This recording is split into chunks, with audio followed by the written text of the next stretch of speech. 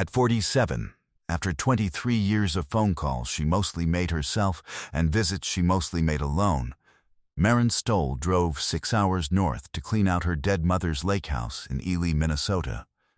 With 3 boxes of garbage bags, a cooler of food, and $11 in her checking account until Friday. Her mother, Diane, had died on a Wednesday in early October, quietly.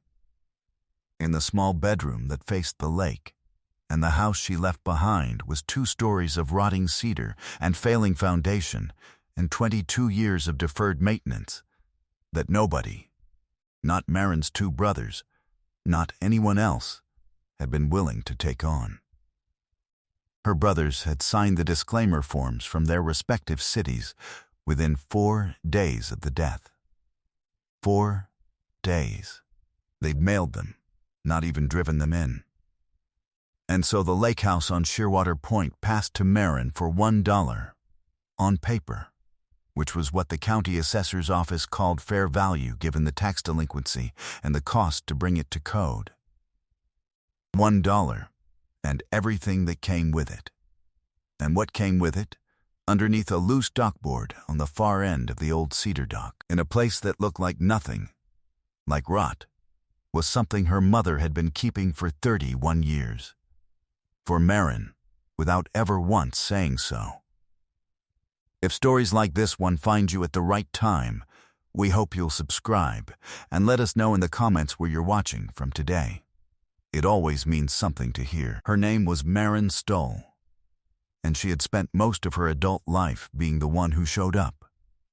Not dramatically, not with any announcement, just reliably.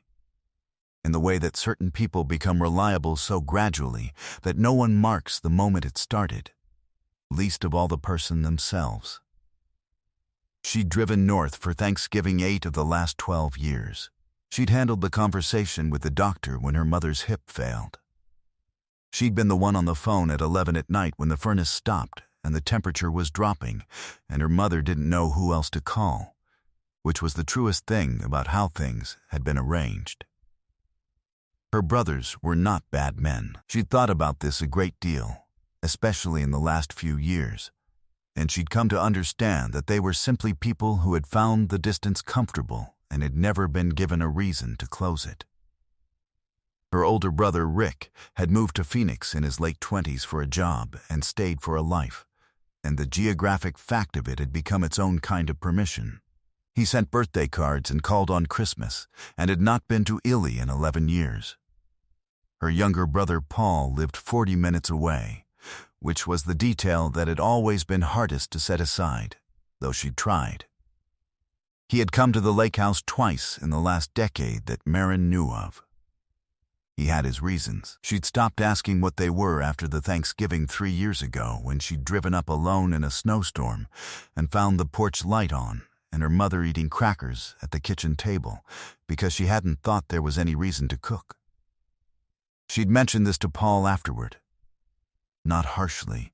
She was tired that evening, not angry, and she'd learned by then that anger didn't move Paul in any useful direction. She just said that it might be good for him to get up to see their mother sometime before the winter got worse. He'd said he'd been meaning to. He said things had been hectic. He said he'd get up there soon. He didn't get up there that winter, or the one after. When the funeral was done and the paperwork started, Paul's attorney called Maren directly to confirm the disclaimer forms had gone through. Paul wanted to make sure the transfer was clean, the attorney said, in a voice that had nothing in it. He did not ask how she was. He did not ask about the house. He said thank you, and hung up. She held the phone for a moment, then put it face down on the counter, and went back to the death certificate forms she was filling out, because there were 7 of them, and none of them were going to fill themselves out. Her mother, Diane, had been a difficult woman to know. That was the most honest way Maren had found to say it. Not cold. Not the sharp, deliberate coldness of someone who had decided not to love you. More like a person who had a great deal of interior life and very little habit of sharing it. Who expressed care through action rather than language. who might repair a thing you needed without ever mentioning she had done it. She had been a fourth-grade teacher for 31 years in Duluth, and she had the quality that very good teachers sometimes have. She observed more than she spoke. She remembered everything, and she rarely told you directly what she thought. The lake house was her domain for 40 years, from the years she and Marin's father bought it on a summer weekend with money saved from 7 years of that teaching. After Marin's father died when Marin was 24, it became the place her mother lived the way a person lives, in a space they have made entirely their own, arranged to fit her habits and her silences, and the rhythms of a life that had contracted, after loss, to what was most essential. For 22 years, since Marin was 25 and her father had been gone a year and her mother had moved north full-time, Marin had watched the house slowly lose its argument with time and weather. She'd mentioned the roof. She'd mentioned the dock. She'd mentioned the foundation seepage along the east wall, which you could see from the basement stairway in a wet spring. Her mother had listened to each of these mentions with a particular expression, not dismissive, but distant, as if she were measuring something Marin couldn't see, and said things like, "I'll have someone look at it, and it's been worse than this before, and occasionally just I know, Marin," in a tone that closed the subject without resolving it. She had not understood then what her mother was doing. She understood later. The one moment that she returned to, even years after, was a phone call in March of the year before her mother died. She'd called to check in, which she did every Sunday, and her mother had been unusually quiet, and Marin had asked if everything was all right, and her mother had said, in a voice Marin didn't recognize as a particular kind of voice until long afterward, "I want you to know that I see it. Everything you do. I want you to know that." And then she'd said she was tired and the call had ended, and Marin had sat with her phone in her hand for a while, not sure what to do with what she'd just heard. She arrived at the lake house on a Thursday in late October. The drive took 6 hours and change, and the last 40 miles were county road through birch and pine that had already gone bare and gold in the cold, the road running alongside Iron Lake for a stretch before turning north toward Shearwater Point. She pulled in at 4 in the afternoon when the light was already going flat and gray over the water. The house was worse than she'd expected. The porch railing had gone entirely on the south side. One of the upper windows had cracked, probably from a storm, and been covered from the inside with a piece of cardboard that had since sagged and let in a cold seam of air. The cedar siding had gone from gray to silver to something that didn't have a color name, and in places along the north face where the shade kept the wood damp, it had begun to dissolve at the edges. The dock was still standing, which surprised her. It ran out from the shore, maybe 40 feet, old cedar planks laid over a frame of white cedar logs that had been there since her father built it in the early 1980s, and from the house it looked intact, though she knew from experience that looking intact and being intact were two different things on any dock that old. She sat in the car for a moment. She wasn't sure what she was feeling. Grief, obviously. But grief for her mother was complicated in the way that grief for difficult people is complicated, layered over with things she hadn't resolved and now couldn't, woven through with the particular loss of a conversation that was never going to happen now. She was also tired in the way that becomes the background frequency of a life, when you have been the one who shows up for long enough that you cannot remember what it felt like not to be. She got out of the car. The cold came off the lake in a way she remembered from childhood, not the general cold of October air, but the specific cold of water that has been deepening its temperature for a month, a cold that had its own smell, iron and pine, and the soft rot of fallen leaves at the waterline. She stood on the shore for a moment and looked at the lake. It was still. The far shore was birch and pine going gray against a gray sky, and the water between was the color of old pewter, flat and serious, already thinking about ice. She went inside. The inside of the house smelled like her mother. Not in a bad way, just specifically, in the way that a person who has lived in a space for 22 years leaves a frequency in it that outlasts them. Wood smoke and coffee, and something faintly herbal from the tea her mother had drunk every evening for as long as Maren could remember. She stood in the kitchen doorway for a moment and breathed it, and did not try to do anything with what she felt. Then she set her cooler on the counter and her bags by the door and started making a list. The work took 10 days. She'd asked for 2 weeks of leave from her job at a property management company in St. Paul, and she used most of it. The first 3 days were the hardest. Her mother's kitchen, her mother's closets, her mother's shelves of paperback novels organized by author's last name. A habit that dated to her teaching years and that she'd never stopped. Every drawer held something. Every shelf held something. Her mother had not been a hoarder, but she had been a keeper, and the difference mattered only slightly when you were the one doing the sorting. She called Rick on the second night. "How's it going?" he said. "It's a lot," she said. "There's a lot here. Do you need help?" She was quiet for a moment. She thought about the disclaimer forms mailed from Phoenix within 4 days of the death. "I'm okay," she said. There was a pause. "I'm sorry I can't be there," Rick said.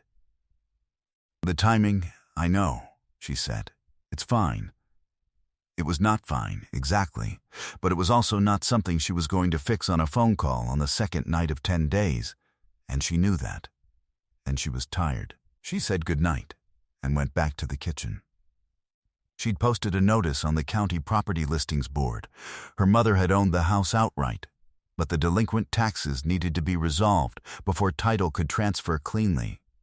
And the county office had confirmed that at $1 plus assumption of the tax debt, Maren was now the owner, pending a standard cure period. The clerk she'd spoken to, a young man named Joel Haas, had looked at her paperwork with the careful attention of someone who knows a complicated situation when he sees one, and had said, "You're taking this on by yourself?" "Yes," she said. He nodded slowly. "Your mother owned this property since 1982?" "Since 1982. He looked at something on his screen. "The neighbors on Shearwater Point are going to be glad to hear that someone's staying with it," he said. "They've been worried." She'd thought about that later. They've been worried. She didn't know who the neighbors were. She'd met a few of them as a child, but that was decades ago, and people changed and moved, and the lake didn't stay still. The neighbor who came to her door on the 4th day was a woman named Bev Karanen, who was 71, and who had lived in the house 2 lots north on Shearwater Point for going on 28 years. She arrived with a covered casserole dish and the kind of directness that some people in cold climates develop as both a survival skill and a courtesy, the understanding that the short days don't leave time for working up to things. "I knew your mother well," Bev said at the kitchen table, while the casserole heated in the oven. "Or as well as Diane let anybody know her." Maren set 2 mugs on the table. She wasn't easy to know. Bev gave her a look that was not quite a smile. "No," she said. She wasn't. She put her hands around her mug, but she was the kind of person where you knew she was there, and you felt it. The lake felt it. I don't know how else to put it. Maren waited. She did things, Bev said. Quietly, you'd find out from other people, not from her. The Halvorsen family 3 lots down, they lost their boat motor in a storm 2009, and they couldn't afford to replace it that season. Your mother bought them a motor, second-hand, but a good one. She had it delivered. Nobody knew where it came from until Dale Halvorsen saw your mother walking past one morning and said, "Thank you," just to see. And she said, "You're welcome," and kept walking. She shook her head. That was Diane. Marin was quiet. She thought about a phone call in March, a voice she hadn't recognized as what it was. "I see it. Everything you do." The Lindfist boy, Bev said. He was 12, 13, the summer he got interested in birds.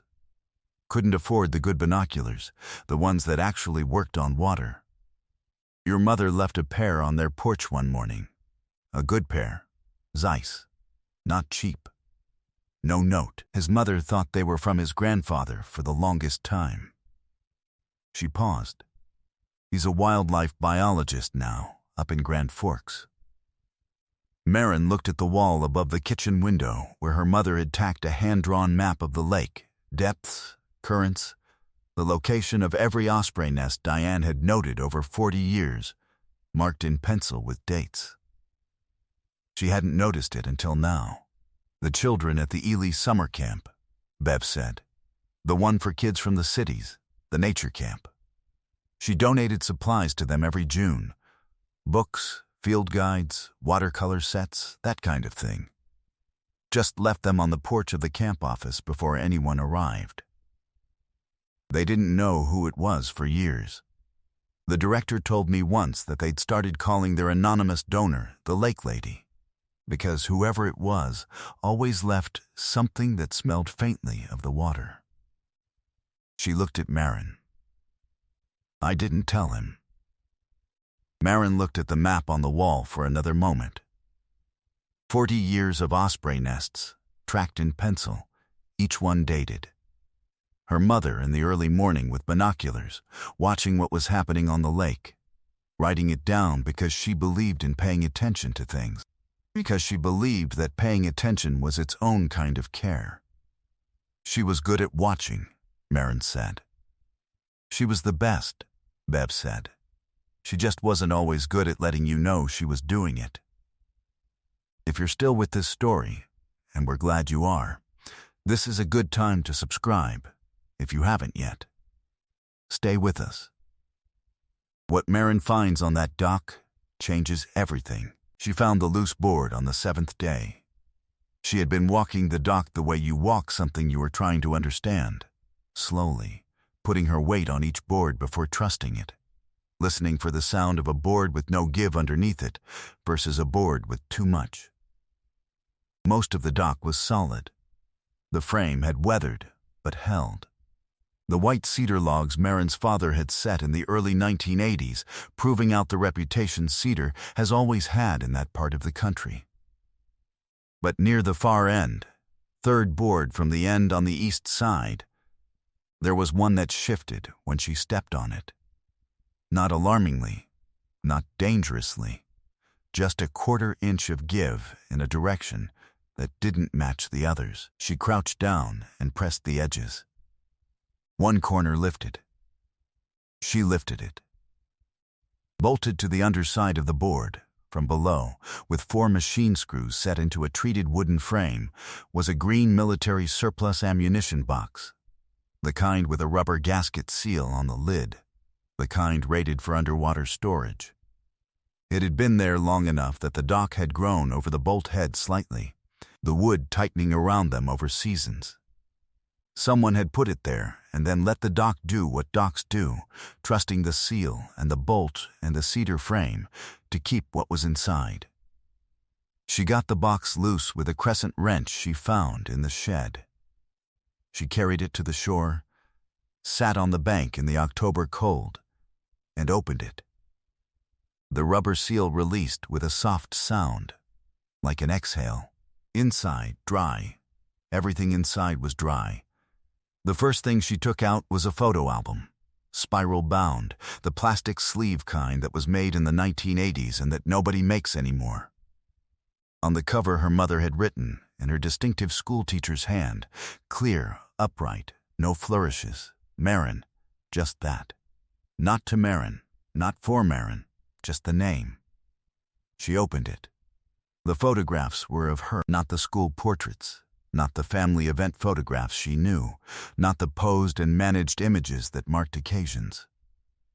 These were candid. Her at 7 years old at the lake, looking at something in the shallows with an expression of total concentration. Her at 12, sitting at the end of this same dock, reading. Her at 16, laughing at something out of frame with her whole face, the way she almost never let herself laugh when she knew she was being watched. Her at 22, standing in her first apartment doorway with a box in her arms, not looking at the camera, caught in motion, alive. There were 43 photographs. Her mother had been watching and keeping for a long time. Under the album were savings bonds, 19 of them in various denominations purchased between 1991 and 2019 in Marin's name. She sat with them in her lap and looked at them and did not try to do the arithmetic yet, because she didn't trust herself to do it accurately at that moment. She set them aside and took out the last thing in the box, a letter.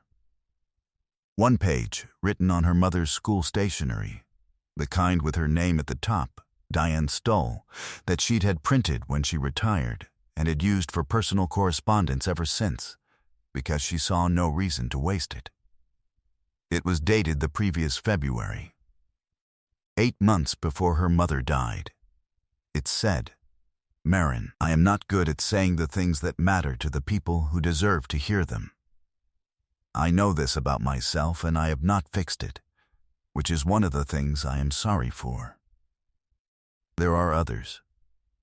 I want you to know that I knew what you gave.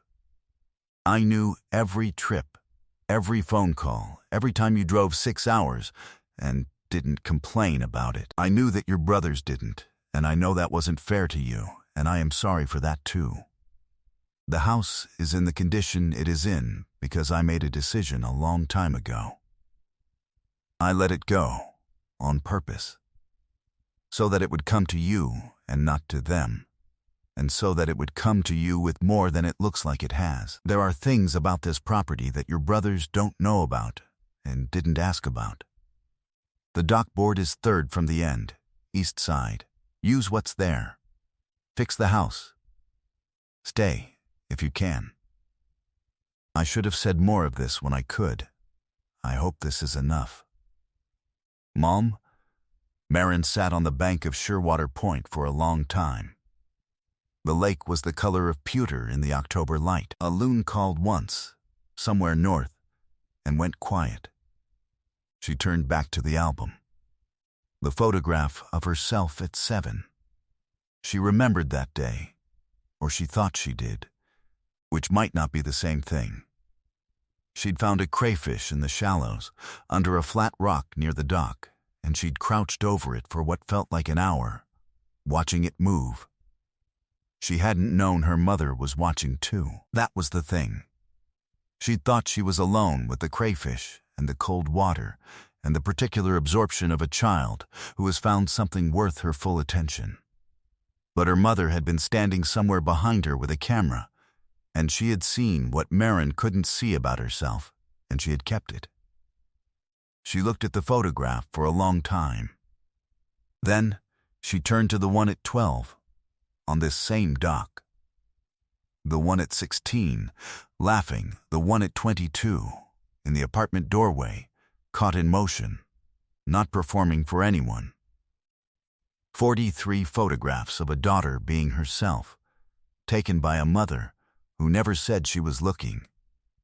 She sat until the cold made her get up. She went inside and made herself a cup of coffee, in her mother's kitchen, in her mother's house, and she sat at the table and looked at the bonds with the arithmetic in mind.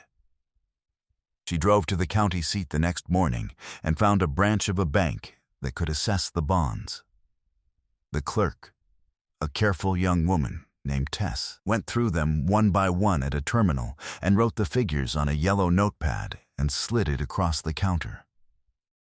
Fully matured, all 19 of them, $63,400. Marin looked at the number. She looked at it again. Then she said, "Thank you," and folded the notepad and put it in her coat pocket and drove back to Shearwater Point in the early November light. The birch trees stripped now, the road running alongside the lake that was beginning to grow its first skin of cold. What she did next took a year and cost more than the bonds, and was worth every dollar of it. She hired a contractor from Ely named Frank Seppo, who had been repairing lake cabins in northern Minnesota for 35 years, and who walked the property with the measured authority of someone who has seen worse and fixed worse, and isn't frightened by either. He gave her a number, which was a real number, not a discouraging number. A number that included a new roof and a foundation repair and new siding on the north face and a rebuilt porch railing and everything structural that needed to be done. She added the dock. He said he'd start in March. Bev Karanen came by in December, when Maren had driven back up for a week to oversee the winterization, and they sat at the kitchen table again, and Maren told her about the box. Not all of it. She kept the letter. She thought she would always keep the letter. But the album and the bonds and the fact of it, that her mother had put it there deliberately, had let the house go to make sure it came to the right person. Bev was quiet for a while.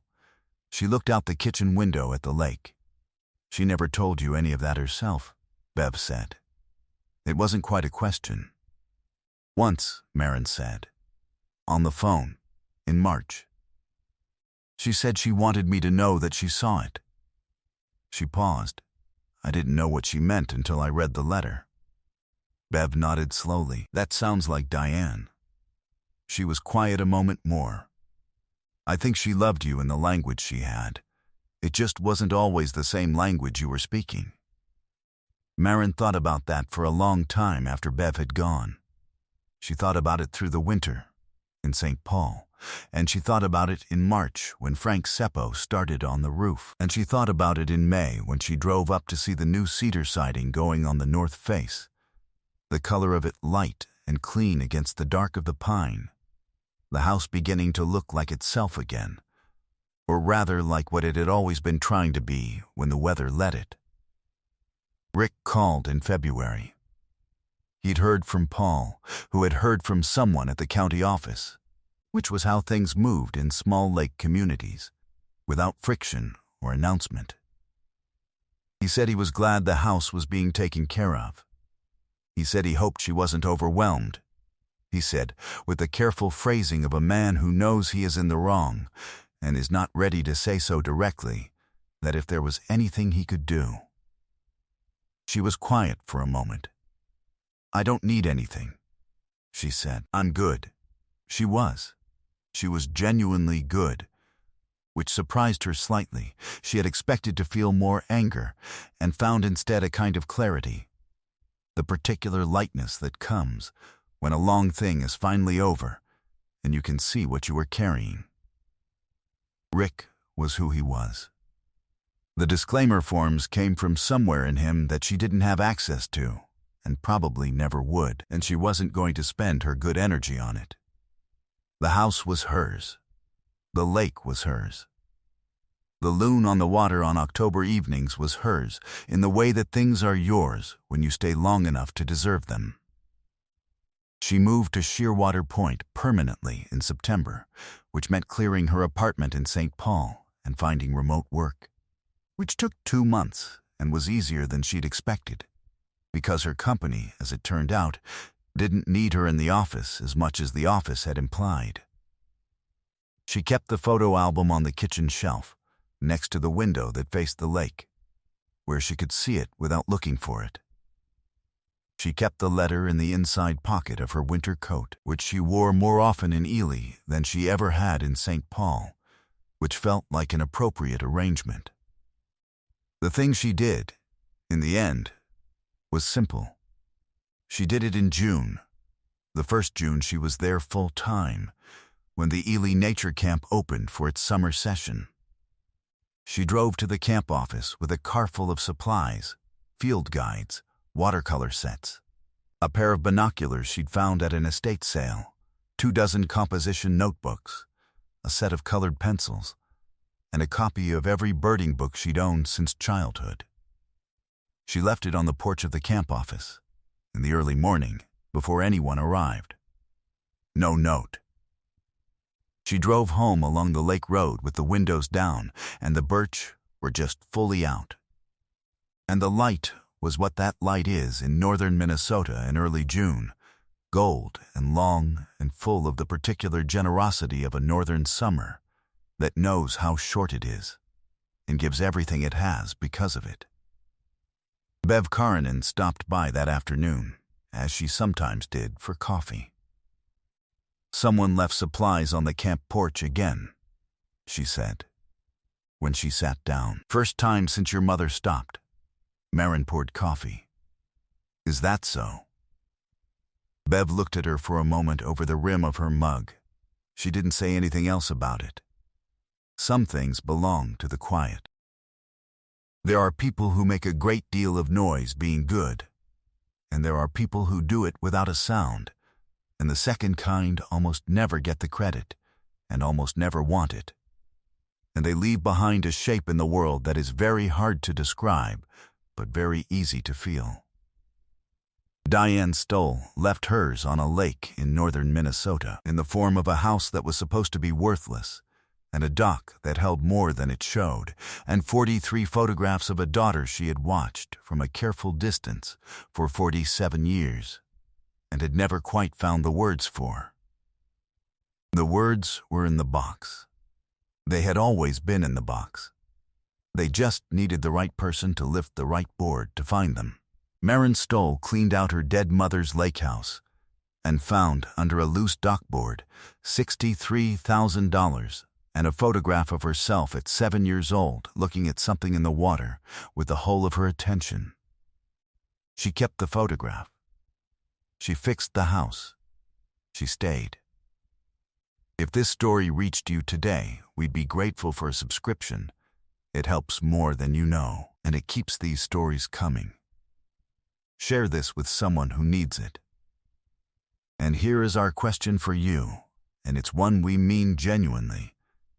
Was there someone in your life who loved you in a language that was hard to understand, who showed it in ways you only recognized later? We would love to hear about them in the comments. That's the kind of comment we remember for a long time. See you in the next one.